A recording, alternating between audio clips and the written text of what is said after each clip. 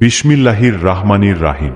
সকল প্রশংসা আল্লাহর জন্য, যিনি আমাদের অন্ধকার থেকে আলোর পথে নিয়ে এসেছেন।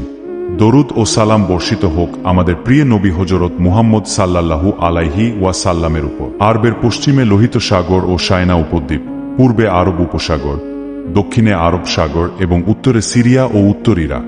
এই অঞ্চলের মোট আয়তন প্রায় 10 থেকে 13 লাখ বর্গমাইল। জাইরাতুল আরব মরুভূমি এবং প্রান্তর দ্বারা ঘেরা। এই কারণে এখানকার অধিবাসীরা স্বাধীন জীবন যাপন করত।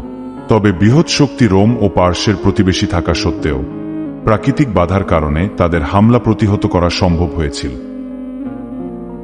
ফলে আল্লাহ তাআলা নবুয়তের আবির্ভাবের জন্য এই অঞ্চলের নিরাপত্তা রক্ষা করেছিলেন।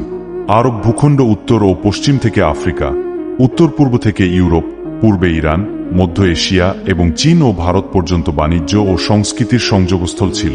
বন্দরগুলোতে আন্তর্জাতিক জাহাজ নোঙ্গর করত। ফলে এই অঞ্চল বিভিন্ন জাতি, বাণিজ্য, সংস্কৃতি এবং ধর্মীয় মিলনের কেন্দ্র হিসেবে পরিচিত ছিল। প্রিয় দর্শক, এই ভৌগোলিক বাস্তবতা বোঝায় কেন আল্লাহ তাআলা আরবকে নবুয়তের আবির্ভাবের জন্য নির্বাচিত করেছিলেন। ইনশাআল্লাহ পরবর্তী এপিসোডে আমরা আলোচনা করব আরব জাতিসমূহ এবং তাদের জীবনধারা। আমাদের সাথে থাকুন ইসলামের আলোয় আলোকিত হতে।